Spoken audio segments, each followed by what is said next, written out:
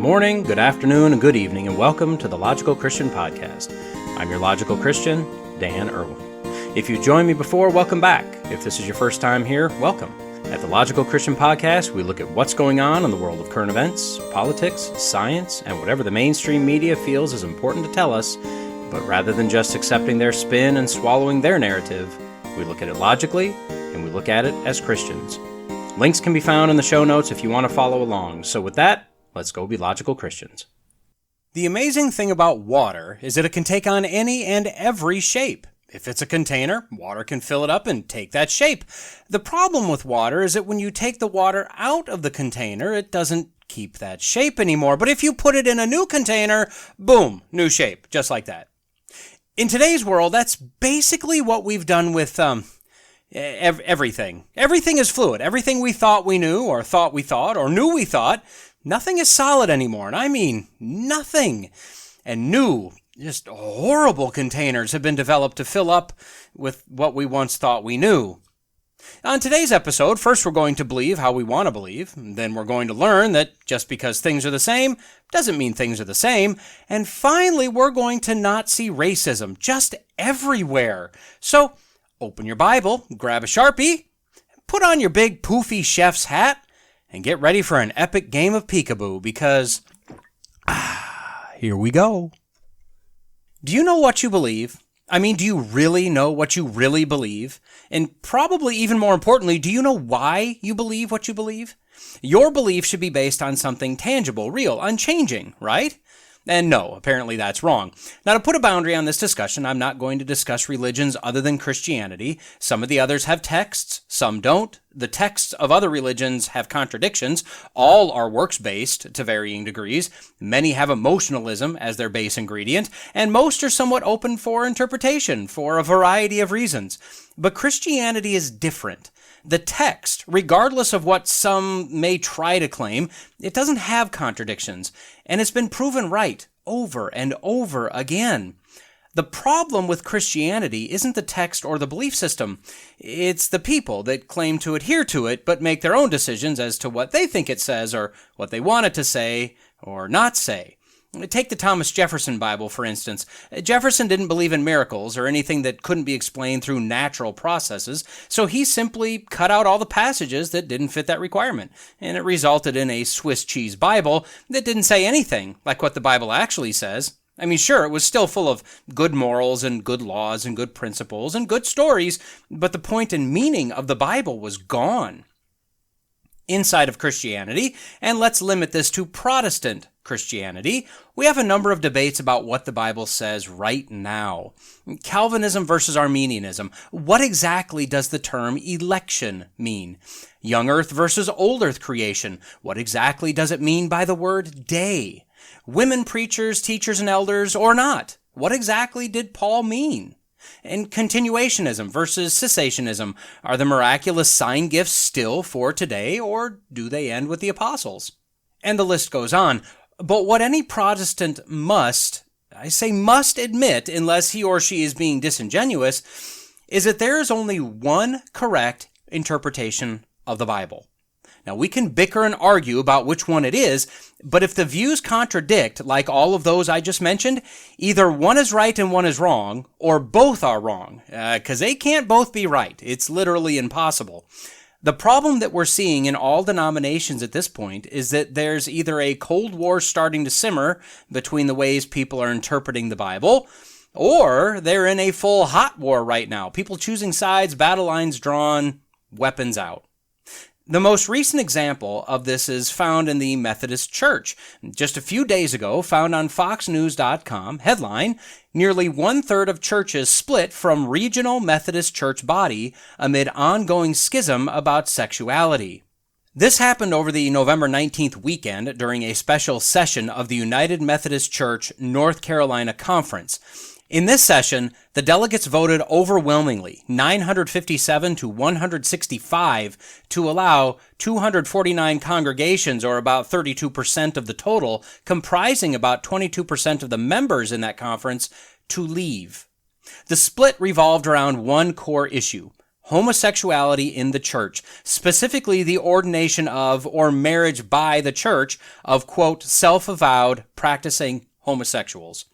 What I find shocking or frustrating or sad is that the one-third minority of churches that petitioned to leave the conference were considered the conservative churches that actually wanted to follow not only the UMC's Book of Discipline, which forbids the homosexual practices, but more importantly, the Bible, which ironically also forbids homosexual practices.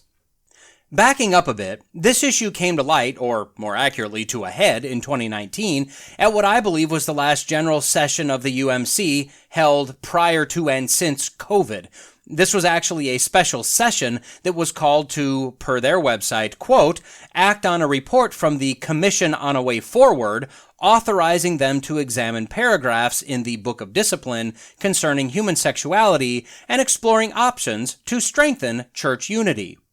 Well, the exact opposite of this happened, actually. The vote wound up upholding the ban on ordaining or marrying those identifying as LGBTQ, but the vote was only 438 to 384, an 8 percentage point gap, which is fine for an election, but for a church, on this topic, that's shockingly non-overwhelming, to say the least, and it's definitely not unifying. During this special conference, because of this clear split, they also adopted a clause active through the end of 2023 that would allow churches to disaffiliate with the United Methodist Church for reasons of conscience relating to homosexuality. This clause modified the standard terms of disaffiliation, which would normally require the church to pay fairly substantial financial penalties to cover their annual apportionments, their pension liabilities, debts, etc., as well as, in most cases, it would require them to turn over their property, tangible and intangible, to the UMC. Now, this temporary modification would lower the amount of money owed and allow the churches to keep their property as they disaffiliate. Now, as the deadline looms, just over 1 year remaining, churches are taking advantage of this way out of a conference that is rapidly fracturing and turning away from the Bible as written. Now, since this special 2019 conference, the annual conferences have been postponed, citing COVID restrictions and complications, with the most recent postponement decided on in March of 2022, pushing it out to mid-2024. With the hope that this, quote, will afford greater opportunity for global travel and a higher degree of protection for the health and safety of delegates and attendees. Now, maybe I'm conspiratorial, but I'm thinking less COVID, more avoiding the disintegration of this denomination, or at least officially. I don't think there's anyone that believes the UMC will vote to uphold the Book of Discipline regarding LGBTQ in the next conference meeting, especially with the conservative or traditional Methodist churches leaving. Now, I'm not a Methodist. I'm a Baptist. Technically a member of the ABC USA, the American Baptist Churches USA. Also the WVBC, the West Virginia Baptist Convention. So far, both of these groups have held strong to their beliefs regarding this topic, as well as others. I've heard rumors that the ABC USA is starting to get a little soft on certain topics, but that remains to be seen. The WVBC, on the other hand, has been very clear on their biblical stance on a variety of topics and shows no signs of compromise, at least not from what I've seen or heard. Truth be told, I'm not really a fan of conventions or conferences. That's probably neither here nor there for this discussion. So why am I worried about what's going on in the UMC? Well, because anytime I can drag another denomination through the mud, why would I not take advantage of that opportunity, right? No, that's not right at all. That's not my point. The very clear reality is that this is just a precursor, or a harbinger, if you will, of what will be coming to every single Protestant religion and denomination in existence today. There are topics that are popping up and gaining adherents on both sides that will fracture these large denominations, conventions, and conferences. We individually, and as local church bodies, need to be ready for this. The Southern Baptist Convention, which is the largest Baptist convention in the world and the largest Protestant convention in the United States, is edging closer and closer to fracturing. Now, I thought this would first be seen in the realm of egalitarianism, the belief that men and women are equal with regard to authority and offices in the church, rather than complementarianism, the belief that men and women share equal importance in the church, but in differing complementary ways, which incidentally is what Paul stated multiple times.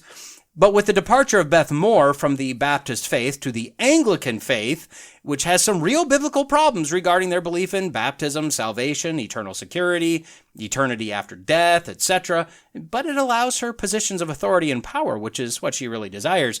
So I thought maybe that movement had lost its cheerleader. But don't worry, Rick Warren picked up the slack, and there's plenty of others ready to lead that charge. The reality is, there are a number of divisive issues on the table right now, and the churches and whole denominations are splitting and will split over these issues.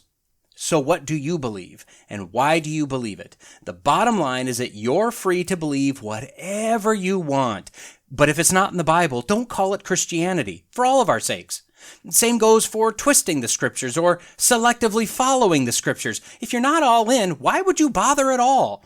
If you believe Christianity per the Bible to be oppressive and homophobic, why would you want to be called a Christian or even affiliated with Christianity? I mean, is it for the perks? With regard to this specific issue, the Bible is clear about homosexuality as well as sexual sins in general. Romans 1:24-27 says, "Therefore God gave them up in the lusts of their hearts to impurity, to the dishonoring of their bodies among themselves, because they exchanged the truth about God for a lie, and worshipped and served the creature rather than the Creator, who is blessed forever. Amen. For this reason, God gave them up to dishonorable passions, for their women exchanged natural relations for those that are contrary to nature, and the men likewise gave up natural relations with women, and were consumed with passion for one another, men committing shameless acts with men, and receiving in themselves the due penalty for their error." 1 Corinthians 6:9-10 says, "Or do you not know that the unrighteous will not inherit the kingdom of God? Do not be deceived. Neither the sexually immoral, nor idolaters, nor adulterers, nor men who practice homosexuality, nor thieves, nor the greedy, nor drunkards, nor revilers, nor swindlers will inherit the kingdom of God." Galatians 5:19-21 says, "Now the works of the flesh are evident: sexual immorality, impurity, sensuality, idolatry, sorcery, enmity, strife, jealousy, fits of anger, rivalries, dissensions, divisions, envy, drunkenness, orgies, and things like these. I warn you, as I warned you before, that those who do such things will not inherit the kingdom of God." 1 Timothy 1:8-11 says, "Now we know that the law is good if one uses it lawfully, understanding this, that the law is not laid down for the just, but for the lawless and disobedient, for the ungodly and sinners, for the unholy and profane, for those who strike their fathers and mothers, for murderers, the sexually immoral, men who practice homosexuality, enslavers, liars, perjurers, and whatever else is contrary to sound doctrine, in accordance with the gospel of the glory of the blessed God, with which I have been entrusted." Now, going back to the Old Testament, we see this twice in Leviticus. For example, Leviticus 18:22, "You shall not lie with a male as with a woman. It is an abomination." And then Leviticus 20:13, "If a man lies with a male as with a woman, both of them have committed an abomination. They shall surely be put to death. Their blood is upon them."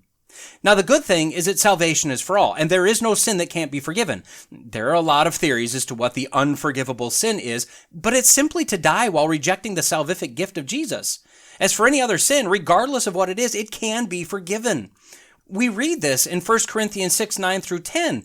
This says that entire list of people that were committing a variety of sins that won't inherit the kingdom of God, they were in that church. But if we go just one more verse further than we went before, all the way to verse 11, we see that Paul finishes his thought with, "And such were some of you. But you were washed, you were sanctified, you were justified in the name of the Lord Jesus Christ by the Spirit of our God."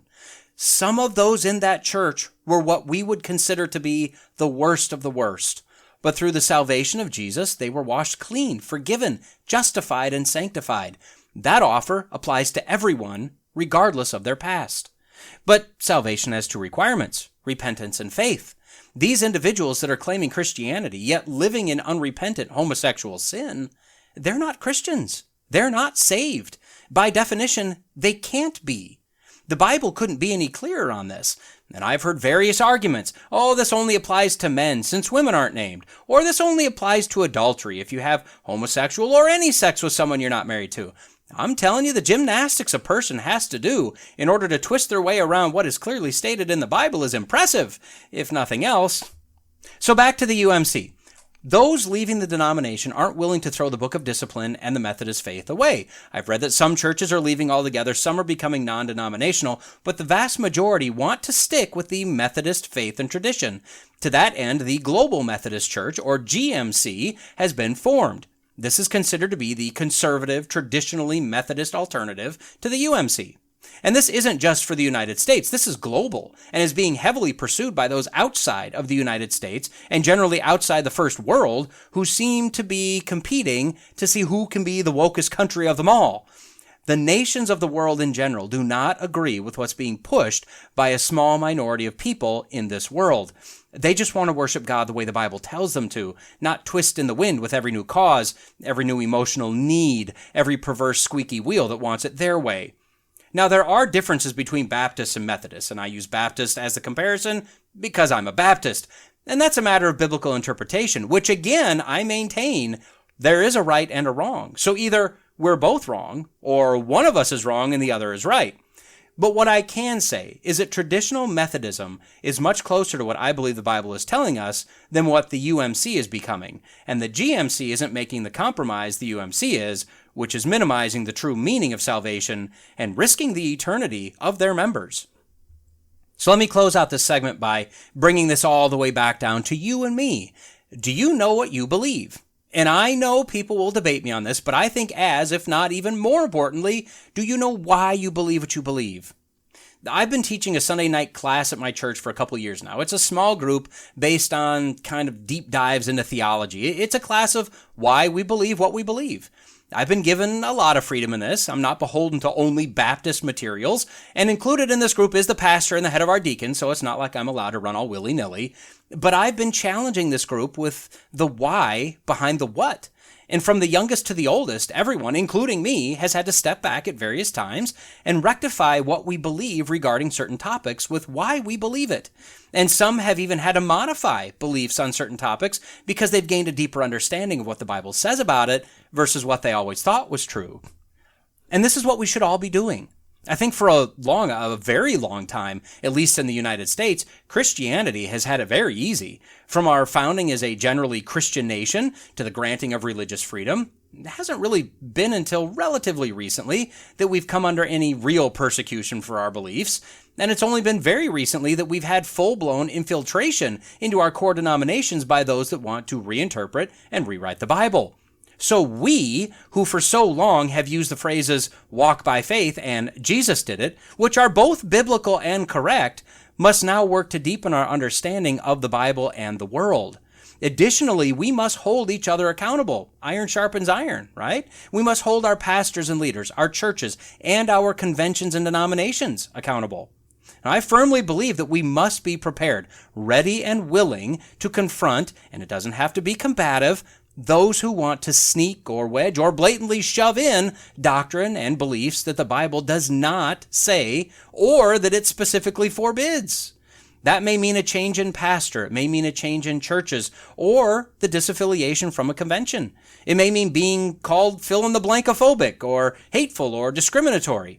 I realize any and all of that gets messy. It's not easy, but if we don't stand for what the Bible says, what are we doing? What are we believing, and why are we even bothering? The battle lines are clearly drawn. Most individuals have already taken individual sides. It's not a matter of if the war comes to where you are, it's a matter of when. So be ready, be prepared, know what you believe, and why you believe it. If you go back to my first dozen or so podcast episodes, you'll find that there is a stark difference between then and now. The tone, the cadence, the flow, the personality have all changed or evolved over time. Now, this is a good example of microevolution, or a change within the kind. My style then and my style now do differ, but it's still me. It's still using the same software. It's still using the same format. It started as a podcast, and it's currently a podcast. And side note, if you go back and listen to the first handful of podcasts, just be kind. I'm evolving. Now, this kind of microevolution is seen everywhere, in industry, technology, education, and nature. If I were to transition my podcast to a video platform, would that be microevolution, a change within the kind? That depends on how you define kind, but no, it really wouldn't. If you're using an audio-only capable podcast player, you would no longer be able to listen. It may still be communication, but it's no longer the same kind of communication. This is also seen in industry, technology, education, but not nature. This would be an example of macroevolution, a change from one kind to another. Furthermore, if I were to record into my software, as I'm doing right now, save it, process it, and export it, and it changed spontaneously from audio to a video format, that would be a miracle, or magic, or demonic, depending on if you hear the sound of angels singing, someone saying abracadabra, or the sound of a baby laughing somewhere off in the distance. What it definitely wouldn't be is plausible, possible, or scientific.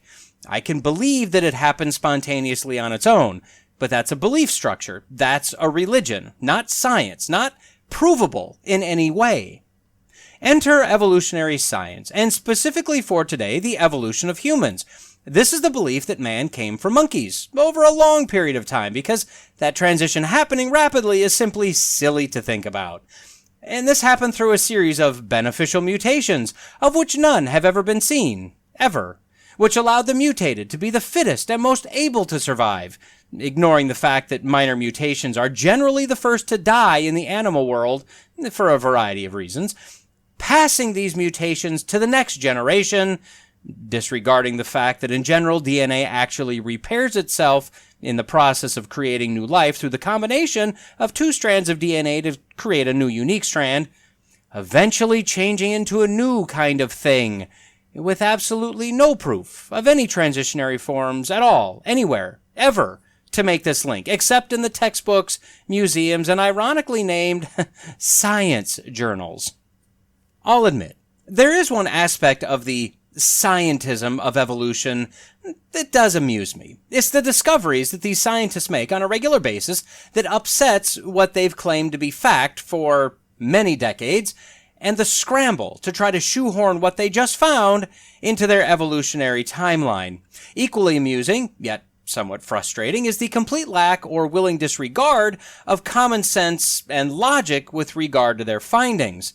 And today is no different. Found on CNN via MSN.com, headline, Neanderthals cooked meals with pulses 70,000 years ago. Okay, well, we'll ignore the 70,000 year ago statement, at least for now. Bottom line, they don't know this. It's based on a massive number of assumptions, all rooted in cyclical logic. In other words, once again, it's a belief system, not actual science. And one point of clarification. This may be shocking to some, but I am not a Michelin-starred chef, or a chef at all. I mean, I can cook fairly well, but I am not a sophisticated connoisseur of the culinary arts. I thought that this headline, that they cooked meals with pulses, was an odd way to phrase the fact that they ate the aminals. No, actually, it turns out pulse is a dry edible seed of a plant in the legume family, like chickpeas, lentils, dry peas, and beans. Per usapulses.org, I mean, how many hits could that site possibly get in a day? Quote, pulses are an excellent source of protein, fiber, and other key nutrients. Now, why are they called pulses? I don't know, and I'm not eating them, so I'm not going to dig around to find out. Just know that what this article is saying is that Neanderthals ate their veggies, despite all the theories saying they were just brainless meat eaters.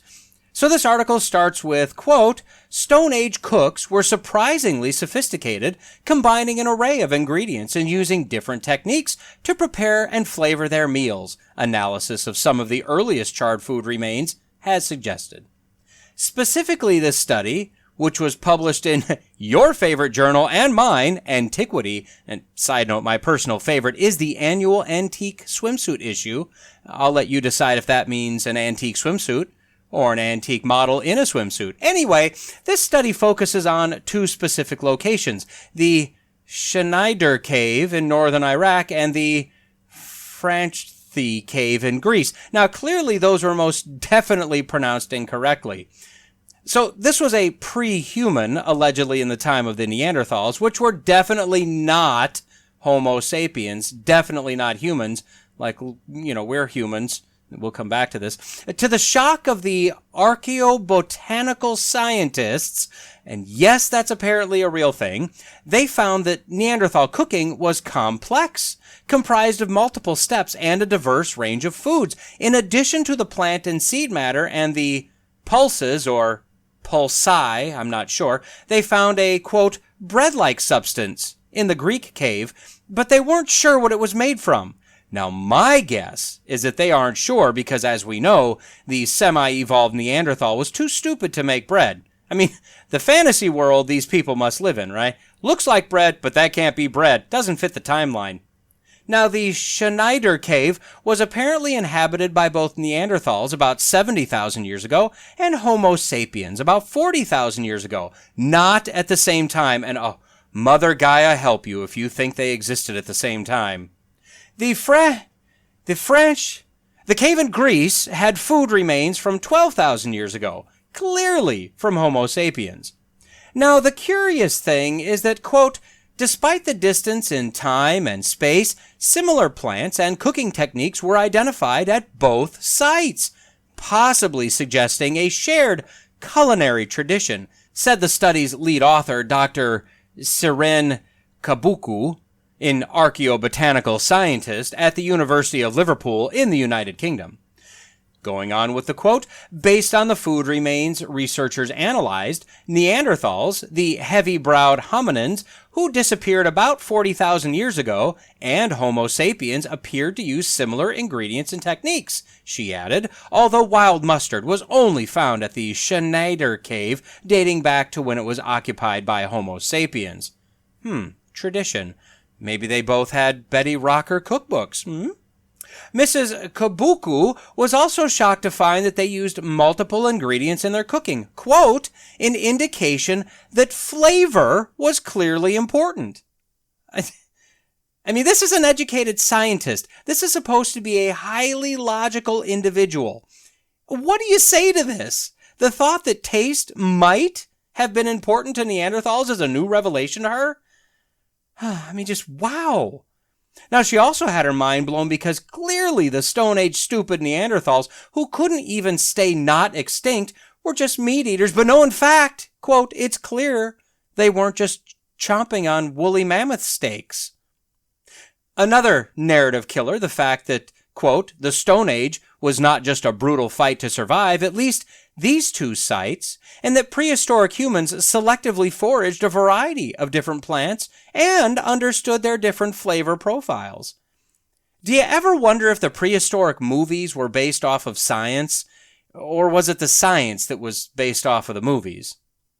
John McNabb, who was not involved in this research, but was apparently allowed to chime in anyways, a professor at the Center for Archaeology of Human Origins at the University of Southampton in the UK, also owner of super large business cards, said the scientific understanding of the Neanderthal diet has changed significantly. Quote, as we move away from the idea of them just consuming huge quantities of hunted game meat, more data is needed from Schneider. But if these results are supported, then Neanderthals were eating pulses and some spices from the grass family that required careful preparation before consumption.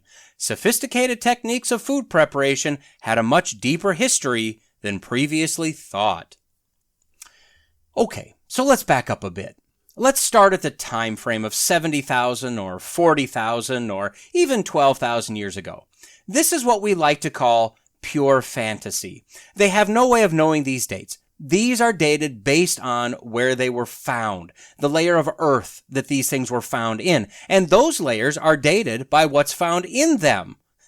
Science would like us to believe that they have very sophisticated methods of determining ages. They don't. It's a farce. Even for closer ages, like tens of thousands of years, if they use carbon dating, they have to make a massive number of assumptions in order to get it to work. And when I say work, I mean in order for them to get a number that they believe to be correct. Now, all dating methods are pretty much useless because they don't know many of the data points needed to accurately use the dating method. So they date the findings by the layer of the Earth, and the layer of the Earth by the findings in it, And if they do use a dating technique, it's unreliable and full of errors and assumptions. And this goes for the Neanderthals dying out 40,000 years ago idea also. The skeletons of those considered to be Neanderthals are found slightly lower in the earth, so clearly there are tens of thousands of years of difference between us and them, because science. Now let's turn our focus to the Neanderthal. They say that Neanderthals are extinct, but that's not exactly true. First, remember, to claim something is extinct, you must be all places at the same time in order to say there are none of whatever it is you're looking for left. Time and time again, extinct creatures pop up just chilling somewhere. But let's take for granted that what we'd call a pure Neanderthal doesn't exist anymore anywhere in the world. Fine. But as of the end of 2019, actual, observable, repeatable science determined that all humans have Neanderthal DNA mixed into our own DNA. And just a side note, I'm linking a CNN article for this finding in the notes. The video, or more accurately the still shot for the video, shows what they believe to be a Neanderthal, which is clearly a mostly human but still evolving from ape to man creature. Very hairy, wide ears, almost monkey-like facial features. Just keep in mind, whenever you see a model, a drawing, or a statue depicting any of the accepted missing links, remember that what you're seeing is based off of bones. In the case of Nebraska Man, a single tooth, later to be determined the tooth of a type of pig that's still very much alive today. Some facial features can be determined by bone structure, obviously, but the look in the eyes, the size of the nose, the look of the ears, the lips, the hair, all of that is an artist's rendering, and there's no science to this. Generally, the museum or the school or the archaeologist will tell the artist what they'd like the illustration to look like, based on where they think this thing fits on the evolutionary scale. The artist generally does a few mock-ups, and when the correct look is chosen, they do the full, contracted work. And you know this is true because there's no consensus to the looks. Every entity can have any artist depict these things the way they want them to look. And back to Neanderthals. We're all a little bit Neanderthal. So they didn't really go extinct. They were just bred out of existence as a specific people group. And that in itself should send up some red flags, right? If I take a species of a cat and a species of a dog and try to get them to create a baby, not only will I be bleeding profusely from the clawing and biting, but I'll be very disappointed that I didn't get a cog or a dat or anything at all. If I take an ape and a human and try to get them to mate, I'm pretty sure I'll end up with a dead human in a lawsuit. Different species cannot interbreed. So the fact that we all have Neanderthal DNA means that Neanderthals were humans, just like us. In fact, did you know that if you gather rabbits from around the world, rabbit A may not be able to breed with rabbit C because they're the same kind of animal, but they've speciated too far from each other. But you may get rabbit B that can breed with both A and C. If Neanderthals were truly some missing link, how did they breed with humans? Logically, this doesn't really make sense. But remember, as our illustrious octogenarian dementia patient in the White House said, we choose truth over facts. The truth of evolution is much more important to uphold rather than the facts of actual scientific discovery. Now, let's continue down the road of using our God-given logic and reason, shall we? If you place a Neanderthal skeleton next to a Homo sapien skeleton, what you'll see is a slightly different human skeleton. The rib cage is more flared at the bottom, the skull doesn't stand up as tall, the bones are generally thicker, the joints were more stout, the overall height is shorter, but this is unmistakably human. If you place an ape or orangutan or any form of primate skeleton next to the Neanderthal, it's clear that these are not the same kind of being. Now, if you were to put the skeleton of a midget or a dwarf, or a little person, whatever, next to an average-sized human skeleton, you'd see many of the same kinds of differences that we get to see between the Neanderthal and the Homo sapien skeletons. But I sure hope that evolutionary scientists aren't going to try to claim that little people aren't Homo sapiens, that they're less evolved.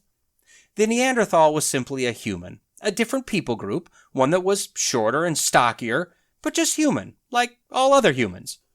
And finally, let's address the idea of cavemen for a quick moment, and then we'll tie all this up with a nice, pretty antique bow. So, were there cavemen? Well, of course there were cavemen. We have cavemen today.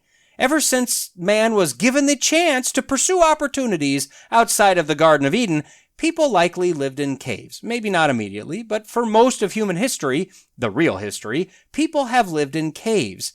Caves, as long as there aren't bears or spiders, are good places to live because if you have no other shelter, they can be quite serviceable for a time. But does that mean that people who lived or live in caves are stupid or less evolved? Yeah, there's no way to make that logical leap. A cave-dwelling individual may be very wise, whereas, you ever been to Walmart? Most of those people live in houses, if they can figure out how to get the door open.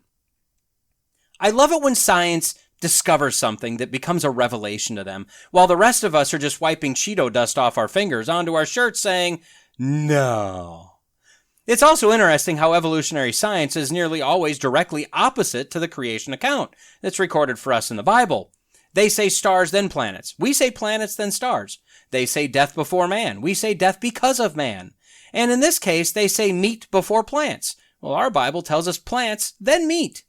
The Bible is very clear that man was created distinct from the animals. And God said, let the earth bring forth living creatures according to their kinds, livestock and creeping things and beasts of the earth according to their kinds. And it was so. And God made the beasts of the earth according to their kinds, and the livestock according to their kinds, and everything that creeps on the ground according to its kind. And God saw that it was very good. Then God said, let us make man in our image, after our likeness, and let them have dominion over the fish of the sea, over the birds of the heavens, and over the livestock, and over all the earth, and over every creeping thing that creeps on the earth. So God created man in his own image. In the image of God he created him. Male and female he created them. And this happened on the sixth day. Now, I was actually recently giving a crash course in evolution versus young earth creation, and one of the eye-openers was that the Hebrew word for day, yom, is used over 2,300 times in the Old Testament. In all but 6 cases, there is no debate as to the meaning of yom based on the context of its use. But when it comes to Genesis 1, the 6 times it's used there is debated by everyone. And the kicker is that they are the uses that are the most heavily defined.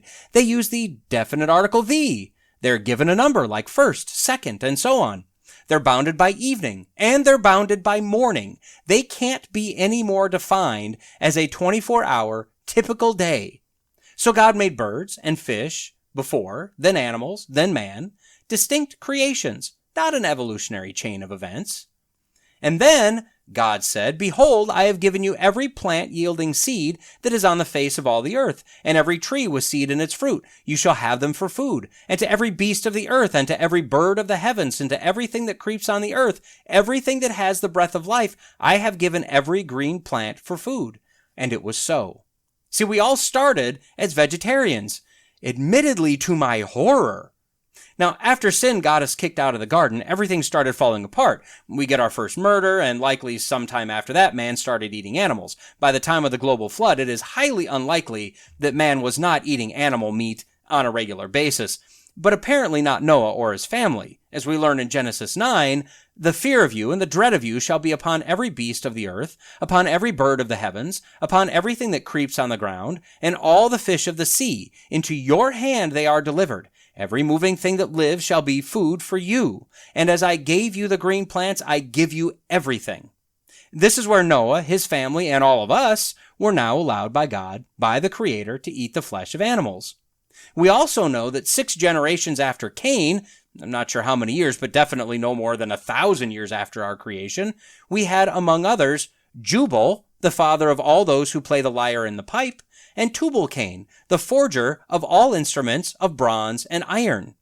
Bottom line, humans were not evolved from apes discovering fire, relegated to crude stone tools, discovering the wheel, and discovering that plants could be eaten or meat could be cooked, or that flavors were a good thing.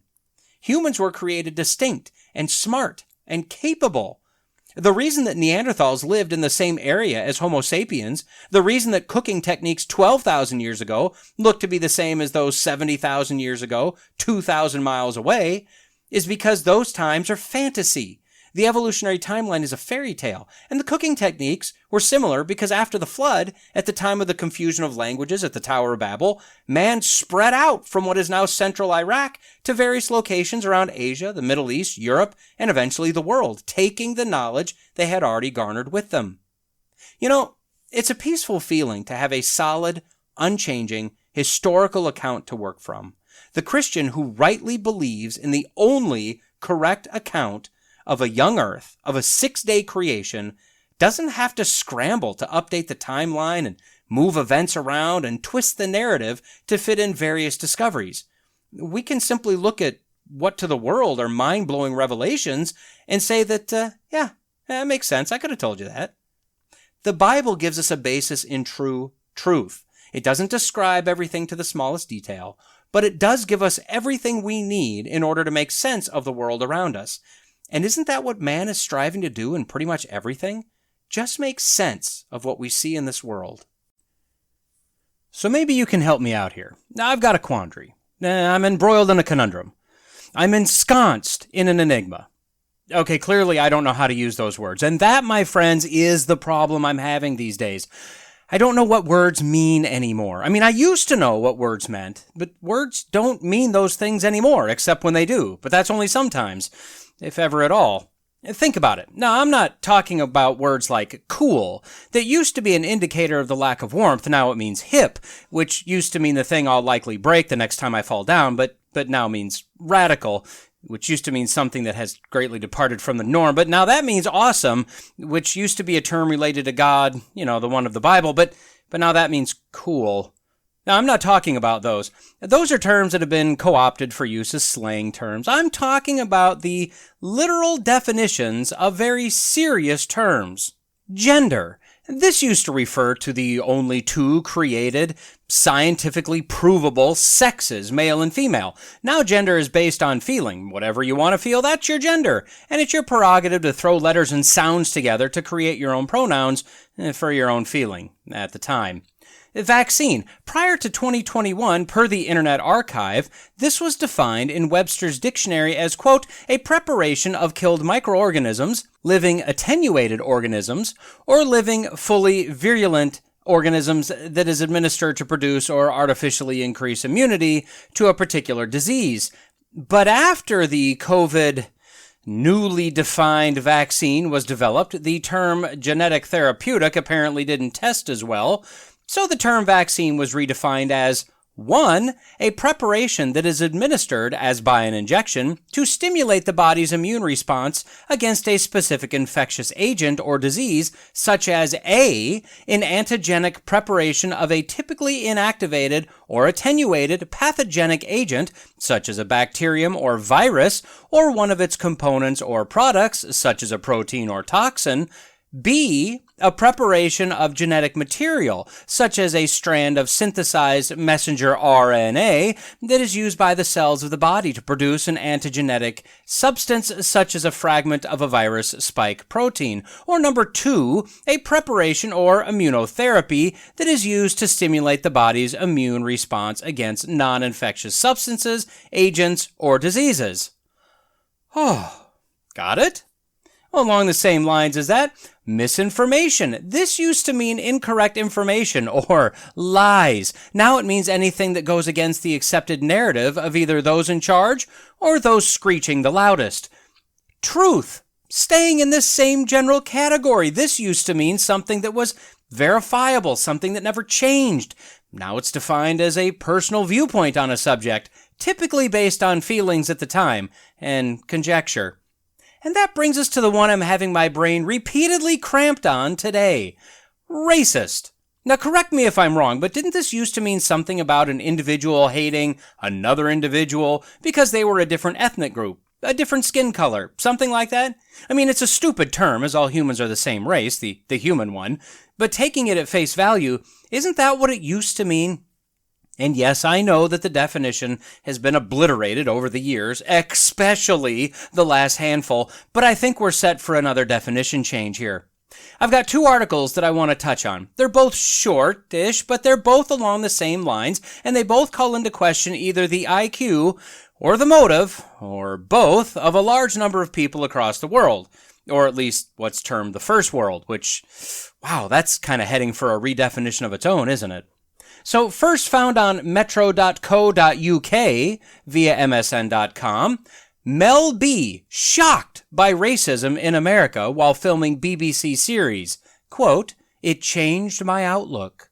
Now, I know I don't need to tell you, but Mel B is a member of the Spice Girls, which I know I don't have to tell you, but the Spice Girls was a 5-member strong pop girl group from the UK that was cobbled together by some producer or promoter or something for the purpose of making money. They ran from about 94 to 2001, then they reunited in 2008, again in 2012, and again in 2018, and they're apparently back out on tour, or were, I don't know, I don't really care. You may remember them from their hits, such as Wannabe.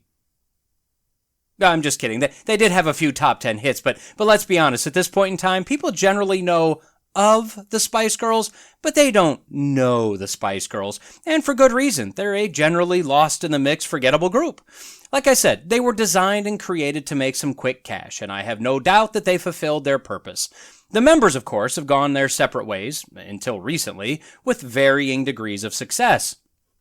Mel B, also known as Scary Spice, which, to be honest, Sporty Spice was the scariest one of the whole spice rack to me.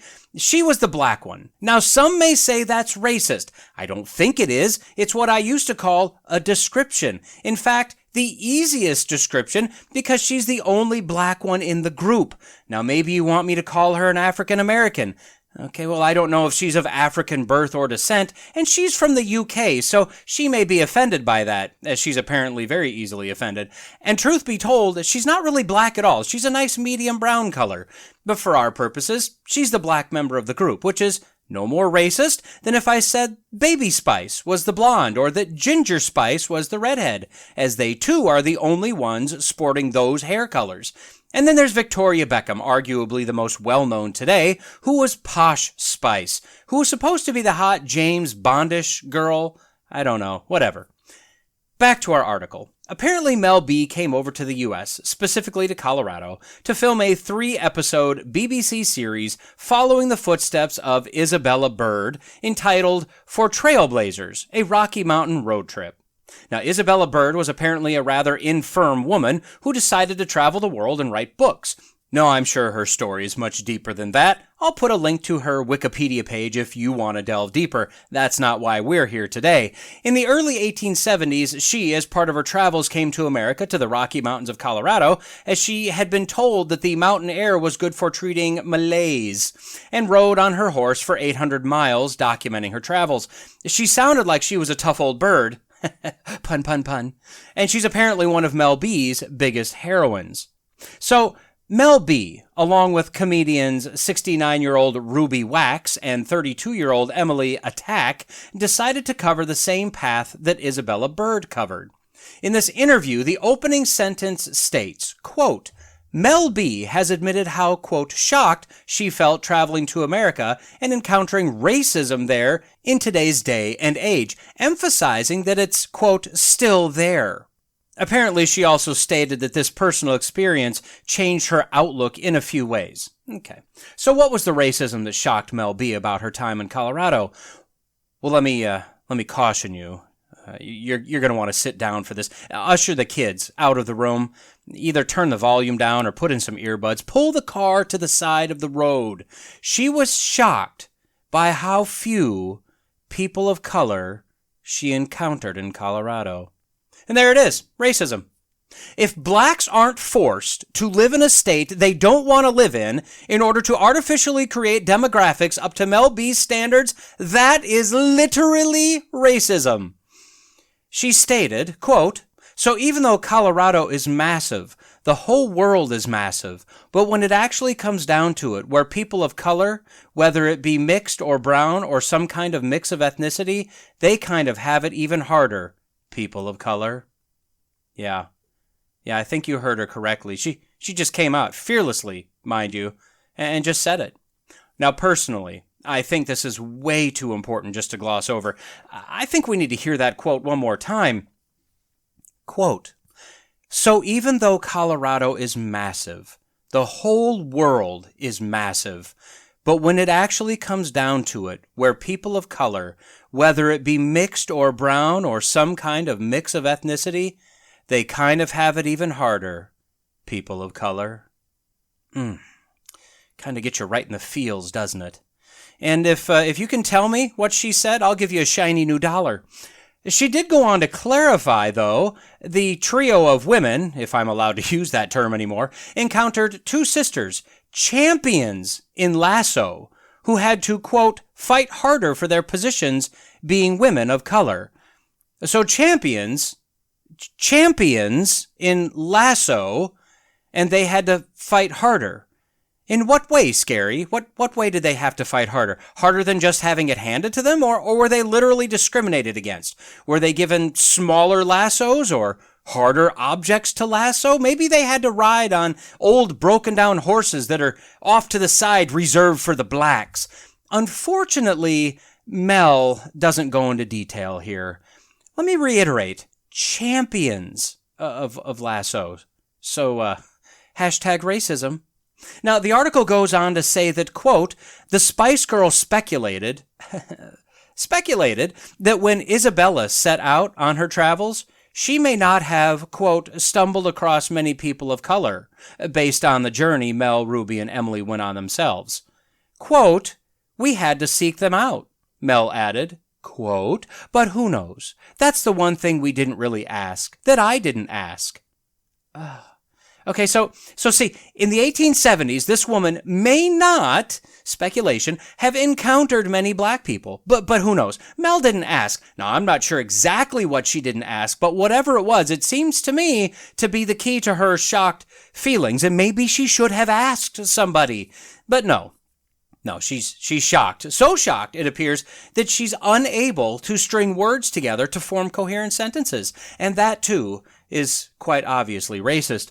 So the racism that shocked her, just to recap, is that 150 years ago, one of her heroines, an explorer, may not have encountered many black people. And she, Mel, didn't encounter many black or racially mixed people on her journey. And two black champion lasso sisters had to work hard to become champions.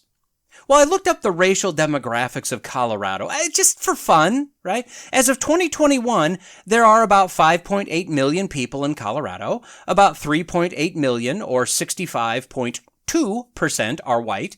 About 2 million, or 34.8%, are non-white. The United States, as a comparison, as of 2020, was about 57.8% white, 42.2% non-white, so sure, Colorado is a little more white than the national average.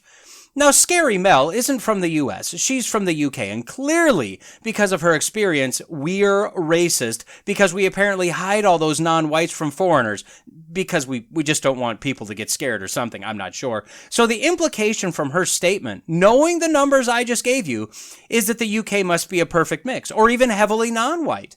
Well, as of 2016, it appears that the UK is about 86.3% white, 13.7% non-white. See, by her standards, that means that her home country should shock her nearly 3 times as much as Colorado did, as they are nearly 3 times more racist. I bet she's not shocked, though. She likely lives in a larger city with a higher non-white demographic, or at least a higher non-white demographic than trails in the Rocky Mountains have. Maybe whatever it is that Mel Spice didn't ask, maybe she should have asked it. I'm not sure. Oh, one other sidebar on this story, a little factoid, little nugget, if you will. The 2 comedians that Mel B traveled with, one of them is white, and the other one is also white. So 2/3 of Mel B's posse was white. 1/3 was non-white. Pretty much identical to the demographics of Colorado. So who's the racist now, Mel? Okay, so new definition of racism, number 1. I don't see many non-white people from where I'm standing, ergo racism. Okay, We got it. Now, story number 2 has been playing out for a little while, but we finally have some resolution on it, and it's about darn time. That's all I've got to say. Found on Politico, also via MSN.com, headline, WHO to rename monkeypox as Mpox. It's about time. Now, as we all know, monkeypox threatened to be the next massive pandemic to sweep through and kill every single American again. I mean, we were just all killed a few years ago, now we're all going to be killed again. Or at least that's what the morons in charge of our entire medical systems would have had us believe. Turns out, as long as you weren't a gay male having gay male relations with other gay males, and even if you were, as long as you weren't covered in gooey sores or scabs from recently gooey sores, things would be mostly fine. Turns out some men prefer other men with gooey sores, thus the short-lived propagation of this virus. Thankfully, they've got a vaccine for that, because what our government absolutely would not recommend is that men stop diddling other men for a few weeks. Let this kind of die out. Then you can go back to diddling till your heart's content. But the pandemic that wasn't, in fact the epidemic that never was, that they desperately wanted to use to instill yet more fear and control on the American people, wasn't really the largest problem. The problem was the name of the virus itself and the fact that it was named after a racial slur toward black African people of color. The word was monkeys. This virus was literally called monkeypox. And as we all know, the word monkey is only always used to describe black people, and that's racist. It might as well have been called N-word pox. Thankfully, the U.S. and Mumbly Joe has finally put enough pressure on the WHO, the WHO, the organization, not the band, to get the racist name changed. In fact, the Biden administration actually threatened the WHO, saying that if they didn't do something, the U.S. would just change the name themselves. I think they added a "yeah" to the threat as well, but I'm not positive on that. Now, per the Politico article, quote, the Biden administration for months worried that the virus's name was deepening stigma, especially among people of color, and that the slow movement toward a new designation was hampering the vaccination campaign. It started over the summer, the people with knowledge of the matter said. So, over the summer, the WHO agreed to consider suggestions for a name change. And finally, after extensive and probably very costly work, they've come up with the best of the best, spending long hours deep into the night, laboriously poring over data, demographics, dictionaries, probably the Urban Dictionary, data from focus groups, suggestions from around the world, sleep-deprived, starving, having not used the bathroom for weeks, nay, months on end. I'm assuming a few of these, admittedly. They finally came out of their locked chambers holding the answer. The new name. It will now henceforth be known as Mpox. Mpox. Now, let me ask you this. What is KFC? Yeah, you immediately thought it, right? It's Kentucky Fried Chicken. Why is it known as KFC today? Well, because they wanted to get rid of fried in the name to remove the unhealthy connotations. We all know what KFC is, so the WHO is changing this to Mpox, and that's the result of a season-long campaign to determine the best new name for monkeypox, because monkeypox is racist because it has the word monkey, and as we all know, a slur for black people is monkey. So Mpox. So I'll get it. Mpox, which maybe we're supposed to say it like the band Hanson. I'm not sure. Mpox, badoobadop, badoo-dop, badoobadop, badoobop, badoobadop, badoo, yeah, Mpox, and then repeat. I don't know. However we're supposed to say it. Mpox was first discovered in 1958 in Copenhagen, Denmark, in a lab on monkeys. Like, literal, real, man-in-the-yellow-hat monkeys. That's where the name came from. Now, it is true that the term monkey has been used in the past as a racial slur, but so what about that? That's not how it was named or used, and despite the Biden administration's fear that people aren't getting vaccines because everything is racist, literally nobody thought of monkeypox as being a racial thing. Well, I don't know, I say nobody, but no, clearly some people were thinking this. In fact, it was those on the left of the political spectrum that thought this. Oh, shock of shocks. Are they also anti-zoo? Are they threatening zoos to change the name on the glass and the cages of certain small cheeping animals? That's not the monkey cage, kids. That's the cage. If this was literally being used as a racist slur, wouldn't the correct name change be people of color pox or those of African descent pox? So back to our definition of racist. Number one, I don't see many non-white people from where I'm standing, ergo racism. And now, number two, if when I see a word, I instantly think of a slur for people of color, that's racist. What's definitely not racist is the fact that these people, Biden and his Marxist woke activist horde, see race in absolutely everything, all the time. That's not racist at all. Oh, wait! That is literally racism. The fact is that those who see race or skin color or ethnic background in everything and everyone, they are literally the racists. Biden is a documented racist who had a massive amount of respect for huge self-avowed racists. He's made joke after joke, quip after quip that, by today's standards, are racist. They were really just stupid attempts at jokes for the most part, but we aren't allowed to use humor these days, so racist. And where did this monkey racist slur originate? Oh, well, our old friend evolution. Evolution, sadly accepted by a large number of Christians and conservatives, is heavily viewed as indisputable fact by those on the left. Charles Darwin, who is generally considered the father of evolutionary theory, said in his book The Descent of Man, quote, "At some future period, not very distant as measured by centuries, the civilized races of man will almost certainly exterminate and replace throughout the world the savage races. At the same time, the anthropomorphous apes, as Professor Schaffhausen has remarked, will no doubt be exterminated. The break will then be rendered wider, for it will intervene between man and a more civilized state, as we may hope, than the Caucasian, and some ape as low as a baboon, instead of, as at present, between the Negro or Australian and the gorilla." Okay, what was he saying here? Well, he set up the basic evolutionary path from monkey to man. That path was from baboon to ape to the savage, which was the Negro or Australian aborigine, to the white man. If we came from monkeys, that meant that blacks were less evolved than whites and closer to the ape kind.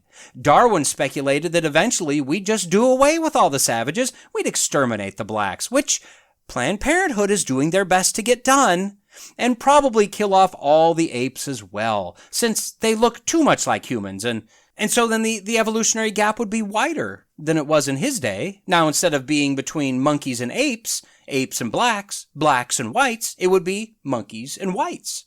And we'd have a much more distinct, advanced, evolved race of human.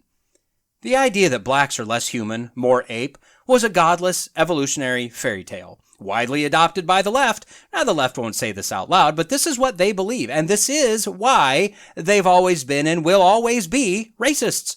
If you're on the left, you are a racist. If you're not a racist, what are you doing voting for them? This theory was also adopted by Hitler. He was a racist, a Darwinist, and a big fan of how America was ridding itself of the Negro, the unclean, the criminal, the retarded, the disabled, the sexually deviant, etc., through the process of eugenics. Look it up. You've never heard about eugenics before, most likely. EUGENICS, eugenics. Hitler liked the ability to sterilize or exterminate those that he didn't consider to be evolved as much. So he adopted what the United States was doing, and then he ramped it way up. And per his view, he was just eliminating animals, less evolved, no big deal. In fact, he had a chart. The Nordic, the blonde-haired, the blue-eyed, they were close to pure Aryan. The Germanic, brown hair, blue or possibly brown eyes, they were predominantly Aryan. The Mediterranean person, they were slightly Aryan. The Slavic was half Aryan, half ape. The Oriental was slight ape preponderance. The Black African was predominantly ape. And the Jewish were close to pure ape.